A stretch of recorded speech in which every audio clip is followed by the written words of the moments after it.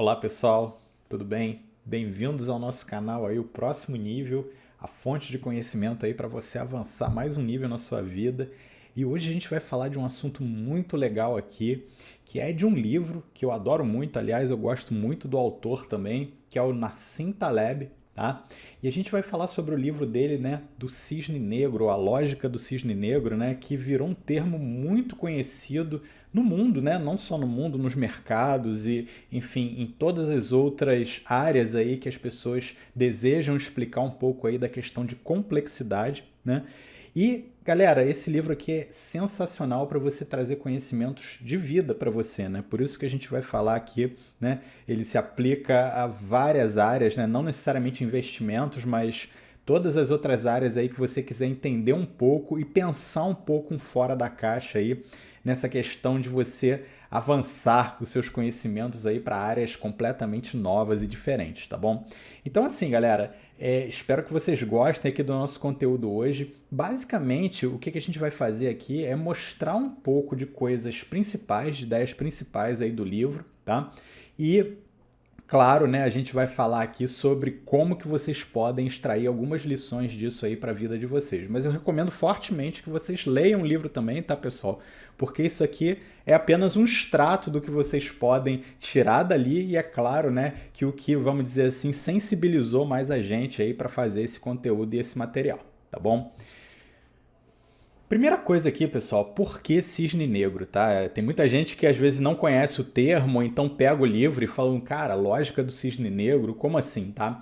Cisne negro, pessoal, pelo seguinte, antigamente só se acreditavam que existiam cisnes brancos, né? Ninguém nunca tinha visto um cisne negro na vida, até que um camarada lá na Austrália avistou um cisne negro, né? E ele falou assim, cara, vi um cisne negro e ninguém acreditou nele, mas enfim, né, foi comprovado depois de um tempo aí que realmente cisnes negros existem, tá? E aí, galera, qual a lição aí que o Taleb, né, dessa historinha aí extraiu, né? Que apesar de você não conseguir ver o imprevisto, não significa que ele não exista, tá bom? Então, sempre que você tiver um conhecimento muito superficial sobre alguma coisa, não significa que aquele conhecimento seja o conhecimento mor sobre aquilo, né, ou o conhecimento vigente. E o Taleb ele elabora toda a ideia do livro dele basicamente em cima desse conceito, né? De como que as observações superficiais, né? E ele também usa um termo muito legal no livro que ele chama de mediocristão, né? O que é o mediocristão? É o reino do medíocre, né? De quando a gente olha as coisas muito pelas médias das coisas e não pelas coisas individualmente, né? A gente sempre tenta pegar muito a média das coisas para fazer uma observação, um estudo e às vezes produzir alguma coisa para aquela média, se comportar como aquela média, mas isso no caso aqui do cisne negro, vamos dizer assim, pelo conceito dele, seria um grande erro. Explicar também as coisas lógicas por uma via estritamente racional nem sempre também é a forma mais segura. Por quê? Porque você pode estar caindo aí na lógica, né, de ter só observado os cisnes brancos, né, e logicamente você está deixando escapar aqueles cisnes negros ali justamente porque a via racional que você está tomando é uma via extremamente enviesada pelo conhecimento, pela academia e pelas coisas que já são comuns ali, né, ou, novamente falando aí, o mediocristão, tá bom? E o cisne negro, pessoal, virou um termo que, inclusive, agora é muito usado aí para descrever eventos imprevisíveis, tá? Então, por exemplo, a gente teve aqui, né, ainda está tendo a nossa pandemia de Covid, né, crises financeiras, desastres climáticos, né, todas essas coisas que a gente não consegue prever e elas chegam de repente e provocam um grande impacto. Elas podem ser chamadas aí de cisnes negros, né? Inclusive começaram a ser chamadas de cisnes negros aí, principalmente por quem já leu esse livro do Taleb e gosta do conceito. Então, pessoal, o Taleb ele coloca algumas coisas aqui que eu acho muito legais, né? Que eu dei essa filtrada aqui no nosso conteúdo, no nosso material, justamente para mostrar um pouco do extrato desse conteúdo, desse material dele, né? E a primeira delas aqui eu acho muito legal, que é a ilusão da compreensão, tá bom? Então, assim, muitas vezes as pessoas elas acham que elas têm clareza total do que está acontecendo num cenário, no mundo, né? Isso é muito comum, por exemplo, em economia, né? Onde você tem aquelas previsões, né, que eles falam que vão crescer tantos por cento durante tantos anos, né? Ou então, às vezes, o cara começa a prever uma crise que vai acontecer daqui a 1, 2 anos, tá? E na real, galera, quase nunca acontece desse jeito, né? O mundo ele é muito mais complexo, aleatório e complicado do que se parece, né? Às vezes a gente está olhando para um conjuntozinho de dados, informações ali muito restrito, muito cercado, e na verdade esse resto aqui que provoca toda a complexidade a gente está completamente ignorando, né? E são essas coisas que vão produzir, vamos dizer assim, a realidade em si, né? Então essa ilusão da compreensão aqui é uma coisa que nós temos que tomar muito cuidado, né? A gente não está querendo ser anticientífico aqui de forma nenhuma, mas a gente tem que ir além dessas informações, né, enviesadas às vezes e ficar olhando só para aquele lado ali e olhar para o todo. E aí com isso tem uma frase aqui muito legal que ele coloca no livro, que é: a evolução é uma série de acasos, alguns bons e outros muito ruins. Só se veem os bons, né? Então a gente também, como ser humano, a gente tem uma característica, né, de olhar só as coisas boas que aconteceram e a história, né, a evolução como resultado dessas coisas boas. Mas na história a gente vê, né, até mesmo na história da evolução dos mamíferos, né, e não só de nós seres humanos, mas há muitos milhões de anos atrás, que muitas coisas, vamos dizer assim, ruins aconteceram e por causa dessas coisas ruins nós prosperamos, tá? Então, posso dar um exemplo aqui, por exemplo, da extinção dos dinossauros, né? Os dinossauros eles foram extintos, né, por causa do evento aí, pelo menos cientificamente, aí o que dizem pra gente é que houve aquele evento onde um meteoro atingiu a Terra e provocou, né, o começo da extinção dos dinossauros aí por uma série de escassez que teve, mas eu garanto a vocês que se os dinossauros não fossem extintos, né, muito possivelmente nós, como homens, não teríamos prosperado tanto hoje em dia, né? Até porque ia ser um ambiente completamente diferente do que a gente tem hoje, né? Com uma vegetação completamente diferente, com predadores diferentes, tá? Inclusive, nós íamos competir por esses alimentos também. Então, assim, eu acho que talvez o panorama da história seria muito diferente para nós, e justamente por causa de coisas ruins que aconteceram, não só pelas coisas boas, tá? Então, assim, isso aqui é um ponto de atenção para a gente pensar um pouco nessa questão da evolução também como resultado de eventos até catastróficos, tá? E a gente não costuma pensar muito nisso, a gente pensa muito na evolução como uma sucessão de coisas boas que foram acontecendo ao longo da história. E aí um outro ponto aqui que eu acho sensacional no livro é a questão da distorção retrospectiva, tá? E a gente também chama isso aqui de hindsight bias. Eu, quando estudei complexidade no meu mestrado, a gente teve contato com esse termo aqui já há muitos anos atrás, e eu achei sensacional porque a explicação que a gente teve lá no nosso mestrado foi uma explicação muito legal. E por isso que eu coloquei essa figura aqui do avião, né? Geralmente, quando acontecem acidentes de avião, a gente tende a olhar para trás com todas as informações que a gente coletou lá da caixa preta, ou do clima, ou de várias outras coisas, né? Às vezes mensagens de rádio e tudo mais, e a gente achar que aquele acidente foi um acidente muito trivial, uma coisa que poderia ter sido evitada com muita facilidade. Isso é um clássico exemplo de distorção retrospectiva, né? Ou hindsight bias, porque é muito fácil você olhar para trás e você colocar todas as coisas, todas as peças do quebra-cabeça ali em ordem, quando na verdade, quando você está lá no momento, né, dado uma série de fatores, uma série de complexidades ali e de coisas emergentes que você tem, não é tão fácil assim você observar isso, tá? E muito menos fácil você observar que todas essas coisas juntas vão causar, às vezes, uma tragédia. Então, assim, é muito mais fácil a gente explicar as coisas depois que elas acontecem do que durante ou antes. Isso é uma outra ilusão humana que a gente tem, né?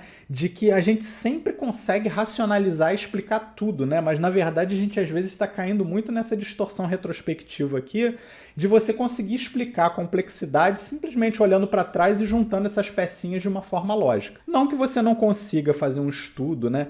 E tirar algumas lições disso, tá bom? Mas em cenários complexos, pessoal, é muito mais elaborado do que somente você ficar olhando para trás e tirando conclusões.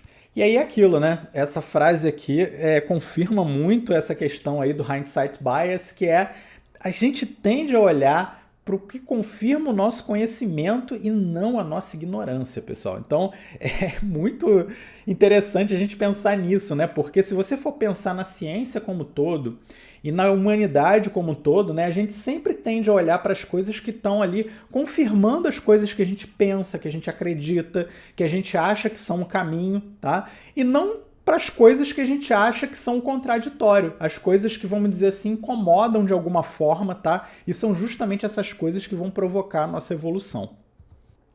E aí o terceiro aqui que eu quero mostrar para vocês, pessoal, é a supervalorização da informação factual, tá bom? Então, assim, a gente hoje, né, vive numa sociedade que é uma sociedade extremamente materialista, né, e a gente é muito focado na ciência, não que a ciência seja ruim, mais uma vez, mas, assim, existe um cientificismo muito grande, né, onde você procura muito mergulhar ali dentro de fatos, né? E às vezes você começa a mergulhar cada vez mais fundo ali e você não tem uma visão do todo, você acaba ficando um pouco cego para o cenário maior, tá? Que é o cenário da complexidade, você mergulhando muito em um determinado número ali, ou então você ficando de forma muito superficial em algumas coisas que não foram provadas em cenários que são muito diferentes, tá bom? Então, assim, a carência aí de hipóteses e observações com profundidade, pessoal, é que eu acho que é o pior que a gente pode fazer aí em termos desse ponto aqui, né, que é você supervalorizar algumas coisas ali que até mesmo confirmam, né, como a gente falou aí no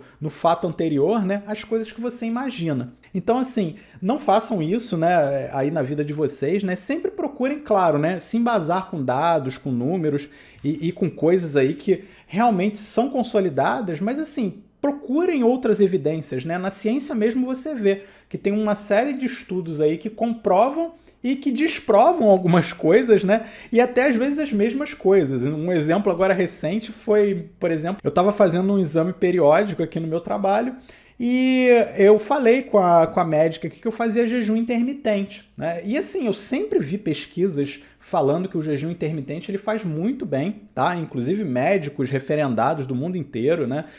Falando sobre isso, e essa médica ela falou o contrário para mim, ela falou, olha, esse jejum aí pode estar te fazendo mal porque aqui a gente vendo o teu gráfico ao longo do tempo, tá dando aqui um acréscimo na sua glicose e tudo mais, né? E realmente eu vi que o jejum intermitente ele pode provocar ali um acréscimo de glicose, especialmente quando você vai lá fazer o exame de sangue em jejum, né?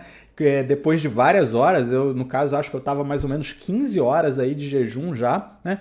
E assim, interessante, né, pessoal? Porque a ciência, ela não veio para apontar para um caminho somente, né? Ela aponta para vários caminhos diferentes, dependendo do que você quer, vamos dizer assim, demonstrar, dependendo da forma com que você faça o seu estudo, tá bom? Então, assim, não supervalorize apenas uma informação, né? Comece a olhar para o todo, comece a olhar de uma forma mais macro também para as coisas, de forma que você produza um corpo de conhecimento muito maior, né? E sempre duvidando, né? Sempre questionando as coisas que estão ali sendo vigentes. E aí aquilo, né, pessoal? Essa frase aqui também é muito legal, porque fala muito sobre até um vídeo que a gente colocou recente aqui no canal, que fala sobre melhoria contínua, evolução, né? O Kaizen japonês. Minha ideia do sábio estoico moderno é alguém que transforma medo em prudência, dor em informação, erros em começos e desejos em realizações, né? Ou seja, mais uma vez aquilo que a gente falou, né? A gente tende, né, a achar que a dor é ruim, achar que o medo é ruim, né? Achar que os desejos em si também, eles vão resolver tudo ali, você só ter aquele desejo, mas existe o outro lado da moeda, né? Você pode transformar essas coisas em ação, você pode transformar essas coisas aí, né, e ser até antifrágil, né, usando até o próprio termo que o Taleb cunhou também, né? A antifragilidade é você aproveitar as coisas que estão te testando para você se tornar maior e maior, né, e se tornar cada vez mais forte, cada vez mais resistente e superando essas coisas, tá?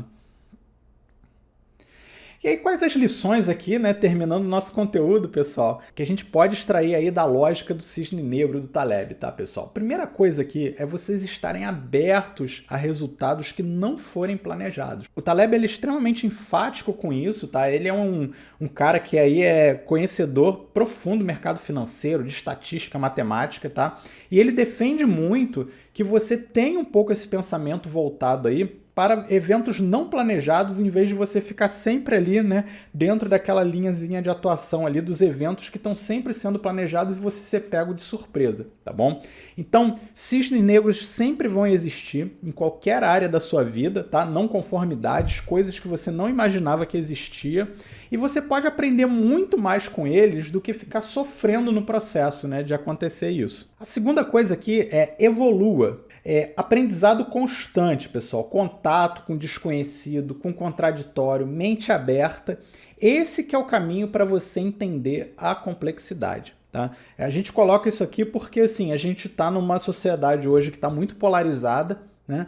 E essa sociedade polarizada, às vezes, ela começa a estreitar muito o seu campo de visão aí para você começar a pensar muito de um jeito só. E isso é contra a evolução, né? A evolução ela vem justamente por você estar em contato com o diferente, por você estar ali sempre evoluindo, sempre sendo antifrágil de alguma forma. Né? Então, se você não tiver a mente aberta e você não tiver contato com o desconhecido, com o contraditório, você vai ficar sempre ali naquela zonazinha de conforto e você vai morrer daquele jeito. E o último aqui é questionar, pessoal, né? Não aceitar as coisas do jeito que elas são, até porque isso pode ter sido a opinião de alguém, não um fato, né? É claro que a gente fala às vezes de alguns fatos aqui superficiais, mas imagina quando nem só é um fato, é uma opinião de alguém. Né?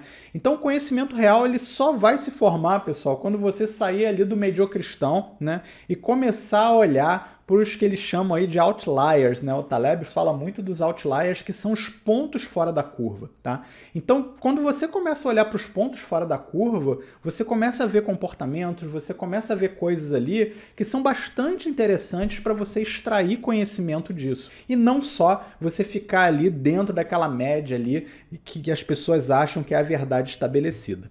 E aí, finalizando aqui, pessoal, agradeço aí por vocês terem assistido até o final. Vejo vocês no próximo nível. Tchau, tchau. Até mais.